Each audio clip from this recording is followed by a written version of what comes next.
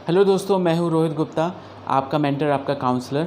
आज हम nature and significance of management के सेकंड वीडियो में आ गए हैं। फर्स्ट वीडियो आपने देख ही लिया होगा, आई होप। जो सेकंड वीडियो, इसमें आज हम बात करेंगे importance of management and nature of management. ये दो टॉपिक्स आज हम इस वीडियो में कवर अप करने वाले हैं, तो मेरे साथ बने रहिए पूरे video. Do watch this video till the end. जिन्होंने अभी तक मेरे चैनल को सब्सक्राइब नहीं किया है, सब्सक्राइब कर लें, बेल आइकन को हिट कर लें। मैं आपको बता दूं कि मेरे जो इस चैनल में जो वीडियोस होंगे, आपको वो एजुकेशन और करियर से रिलेटेड वीडियोस आपको मिलेंगे।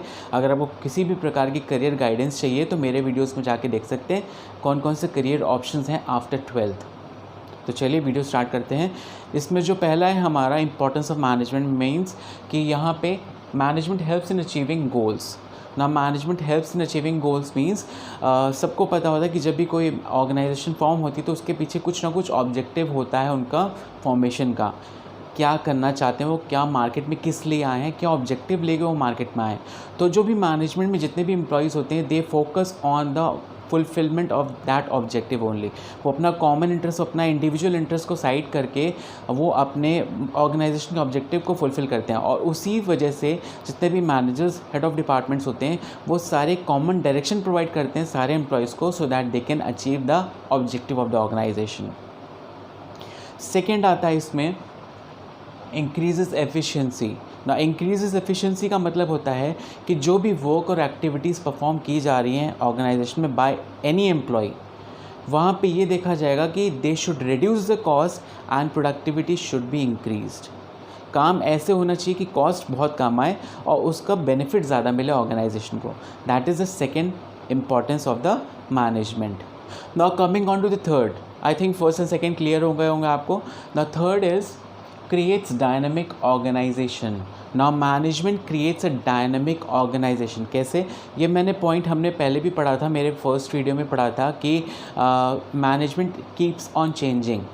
चेंजिंग का मतलब है इतने ज़्यादा एक्सटर्नल फैक्टर्स मैनेजमेंट ऑर्गेनाइजेशन को इफ़ेक्ट करते हैं कि ऑर्गेनाइजेशन एक डायनामिक एनवायरनमेंट में डील करता है, ऑर्गेनाइजेशन डायनामिक नेचर का हो जाता है। तो इतने ज़्यादा फैक्टर्स जब किसी चीज़ को अफेक्ट करते हैं ना, तो मैनेजमेंट कीप्स ऑन चेंजिंग, अपने आप को बदलता रहता है depending on the situations and circumstances. अब एक्सटर्नल फैक्टर्स की डिटेल में मैं नहीं जाऊँगा, जो मैंने आपको बताए थे लीगल, सोशल, पॉलिटिकल फैक्टर्स होते हैं, उनकी वजह से मैनेजमेंट ऑर्गेनाइजेशन को अपने आप को चेंज करते रहना पड़ता है।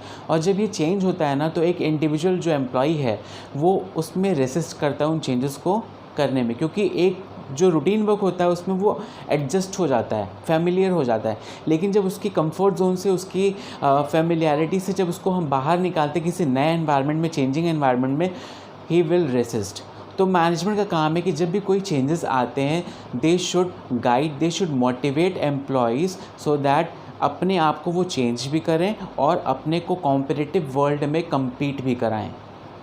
That is creates dynamic organisation. तो थर्ड पॉइंट क्लियर हो गया होगा आपको।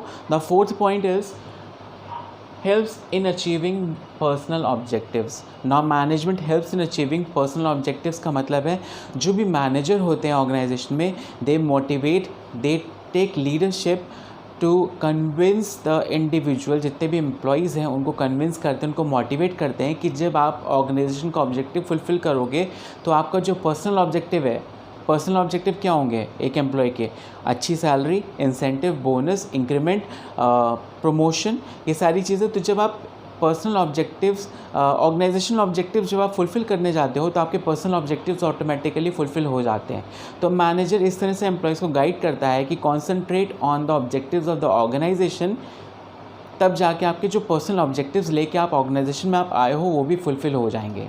तो that is fourth point. Now fifth point is development of society. Management helps in the development of society में क्या होगा कि जिस सोसाइटी में ऑर्गेनाइजेशन आपने ओपन करी है या फैक्ट्री ओपन करी है, मैन्युफैक्चरिंग यूनिट ओपन करा है, उस सोसाइटी को भी आपको कुछ सर्व करना पड़ेगा, either with better quality products at reasonable cost. Better technology भी आपको इम्प्लीमेंट करनी पड़ेगी ताकि आपकी जो क्वालिटी ऑफ प्रोडक्ट है वो इंक्रीज़ हो जाए। The last point is management helps in the development of society. Management के बहुत सारे मल्टीपल ऑब्जेक्टिव्स होते हैं उनको फुलफ़िल करना, और अलग अलग सेगमेंट्स के लोग होते हैं, सोसाइटीज़ होती हैं जिनको उनको अपने ऑब्जेक्टिव्स को फुलफ़िल करना रहता है, उनको सर्व करना रहता है। तो सोसाइटी में उनको क्या क्या चीज़ें प्रोवाइड करनी थी, क्या क्या ऑब्जेक्टिव होती हैं, क्या क्या डेवलपमेंट कर सकते हैं सोसाइटी के लिए। एक तो ये हो गया कि एक अच्छे क्वालिटी प्रोडक्ट्स वो देंगे, रीज़नेबल कॉस्ट में देंगे, बेटर टेक्नोलॉजी इंप्लीमेंट करेंगे प्रोडक्शन के लिए, एम्प्लॉयमेंट अपॉर्चुनिटीज़ प्रोवाइड कराएंगे। They should open a charitable hospital और स्कूल और धर्मशालाज, कुछ भी कर सकते हैं ताकि वो अपने आप को दिखा सकें that they are serving to the society के डेवलपमेंट में they are contributing something. Coming on to the nature of management. Nature of management में पहला आता है आपका मैनेजमेंट इज़ एन आर्ट।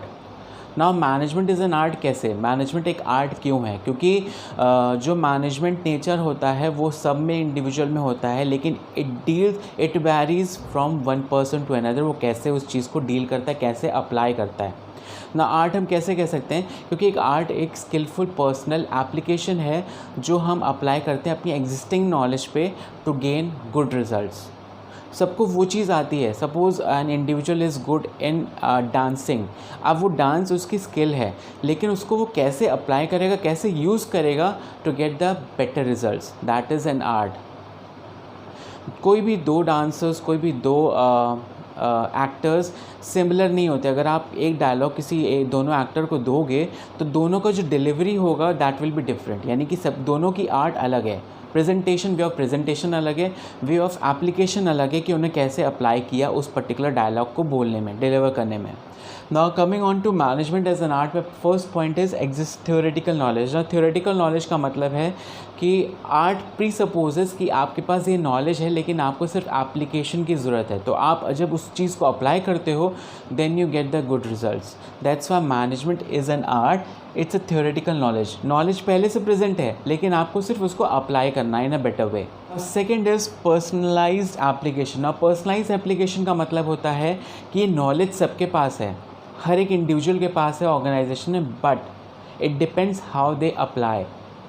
मैंने भी आपको एग्जांपल दिया था कि दो एक्टर्स है, अगर उनको सेम एक डायलॉग दोनों एक्टर्स को दो तो दोनों का जो डिलीवरी मेथड होगा, डिलीवरी स्ट्रैटेजी होगी, वो दोनों की अलग होगी। It varies. तो हम यहाँ पे ये कह सकते हैं कि basic knowledge varies from an individual to individual. Third point is based on practice and creativity. Based on practice and creativity means आपको नॉलेज आती है but the more you practise, जितना भी आप उसमें क्रिएटिविटी दिखाओगे, you will enhance your skill, that is an art.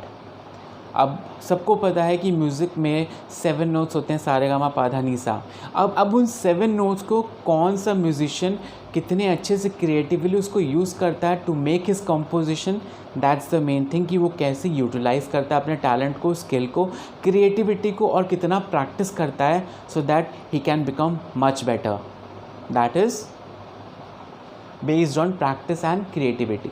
अब बात करते हैं second nature, management as a science. Management as a science क्यों है? इसमें पहला आता है आपका सिस्टमेटाइज्ड बॉडी ऑफ नॉलेज। ना systematised body of knowledge means management कुछ प्रिंसिपल्स के ऊपर बेस्ड है, क्योंकि उसमें कुछ कॉज एंड इफेक्ट रिलेशनशिप होती है। तो जब ये प्रिंसिपल्स होते हैं तो principles are based on scientific methods and depends on cause and effect relationship. अगर एक काम हुआ तो उसका क्या कॉज रहा, क्या इफेक्ट रहा, वो होता है, that is systematised body of knowledge. ना second is principles based on experiments. ना principles based on experiment means कि जितने भी प्रिंसिपल्स होते हैं उनको ऑब्ज़र्व किया जाता है, एक्सपेरिमेंट्स को ऑब्ज़र्व किया जाता है, ऑब्ज़र्व करने के बाद उनको अप्लाई किया जाता है, रिपीटेड एक्सपेरिमेंट्स किए जाते हैं, एक्सपेरिमेंट्स करने के बाद उनको टेस्ट किया जाता है कुछ लिमिटेड कंडीशंस में। जब वो उसमें सक्सेसफुल हो जाते हैं then they become the principles for management. Now in this scientific principles are experimented through observation, उसके बाद उनको टेस्ट किया जाता है through repeated experiments in a controlled situations. तो यहाँ पे मेन जो कीवर्ड्स आते हैं वो होते हैं observe, experiment and then tested. उसके बेस पे मैनेजमेंट इज़ अ साइंस। कुछ एक्टिविटी दी गई, उसको ऑब्ज़र्व किया गया, ऑब्ज़र्व करने के बाद उसको रिपीटेड एक्सपेरिमेंट्स पे करा गया, उसके बाद टेस्ट किया गया, then they will apply those principles in the management. Now in this third point is universal validity. Now जितने भी प्रिंसिपल्स होते हैं management, scientific principles of management जितने भी होते हैं, these are having universal validity. ये हर एक ऑर्गेनाइजेशन में एप्लीकेबल होते हैं, वेदर इंडियन ऑर्गेनाइजेशन हो या अमेरिकन या किसी भी कंट्री ऑर्गेनाइजेशन हो, ये प्रिंसिपल्स हर जगह एप्लीकेबल होते हैं। They are having universal validity whether the organisation is small, large, government sector, private sector, किसी भी टाइप की ऑर्गेनाइजेशन होगी, हर जगह एप्लीकेबल होंगे principles. So this is management as a science. Now third nature of management is management as a profession. In that first is well defined body of knowledge. Now well defined body of knowledge का मतलब है जितने भी professions होते हैं सब में एक proper specific knowledge provide करी जाती through proper instructions. Second is restricted entry. Restricted entry means जितने भी professions होते हैं सब में restricted entry होती है. Nobody can go and take that particular profession जब तक आपके पास उसकी प्रॉपर क्वालिफ़िकेशन और नॉलेज नहीं होगी। अब इसमें हम बात करते हैं किसी भी एग्जांपल की बात करते हैं, जैसे चार्टर्ड अकाउंटेंट है। चार्टर्ड अकाउंटेंट को करने के लिए आपको प्रॉपर उसके एग्ज़ाम्स, आपको उसकी प्रॉपर ट्रेनिंग करनी पड़ेगी to become a chartered accountant, to become a professional. तो इसलिए हर एक इंडिविजुअल सीए में नहीं जा सकता जब तक आपके पास वो प्रॉपर इन्फॉर्मेशन, वो प्रॉपर एग्जामिनेशन आपने क्वालिफाई नहीं किया, प्रॉपर नॉलेज नहीं होगी आपके पास, we can not become the CA. तो that's why there is a restricted entry. Third is professional association. Professional association का मतलब होता है जितने भी प्रोफेशनल्स होते हैं, सपोज़ चार्टर्ड अकाउंटेंट हो गया, लॉयर हो गया, देन डॉक्टर्स हो गए, ये जितने भी प्रोफेशंस हैं सबके एक प्रोफेशनल एसोसिएशन है। जब आप एक पर्टिकुलर नॉलेज गेन कर लेते हो, एक प्रोफेशनल की नॉलेज गेन कर लेते हो, आप प्रोफेशनल बन जाते हो, तो you become the member of those professional association. Suppose chartered accountant है, तो चार्टर्ड अकाउंटेंट अगर आप बन जाते हो तो you become the member of ICAI। Lawyers हैं, लॉयर्स अगर आप बन जाते हो, लॉयर बन जाते हो आप, तो you become the member of bar council of India. ऐसे ही डॉक्टर्स की भी एसोसिएशन होती है, ऐसे हर एक प्रोफेशन की एसोसिएशन होती है। तो you are bound by those association, you become the member of association on becoming that particular professional. जब आप वो नॉलेज एक्वायर कर लेते हो, you become the association of that particular profession. Now next is ethical code of conduct. जो भी professional association से आप जुड़े हो, जिसके मेंबर आप बन गए हो, उनके कुछ कोड ऑफ कंडक्ट होते हैं, उनके कुछ रूल्स होते हैं जो आपको मानने पड़ते हैं। अगर आप वो रूल्स और कोड ऑफ कंडक्ट नहीं ओबे करोगे, they will charge you with fine और आपको वो मेंबरशिप से हटा देंगे। तो you will not be a member then. तो आपको वो कोड ऑफ कंडक्ट मानने पड़ेंगे, ओबे करने पड़ेंगे rules and regulations of that association. Last is service motive. जितने भी प्रोफेशंस होते हैं सबका अल्टीमेट ऑब्जेक्टिव होता है सर्विस प्रोवाइड करना। प्रॉफिट मोटिव नहीं होता, सर्विस प्रोवाइड करना होता है। सो फ्रेंड्स, ये था हमारा आज का वीडियो जिसमें मैंने आपको इंपॉर्टेंस बताया and nature of management clear किया है। नेक्स्ट वीडियो में मैं इसके आगे और कंटिन्यू करूँगा। वीडियो अच्छा लगा, do give me feedback, ask your queries in my comment section and share the video with your friends. Till then have a nice day, good bye.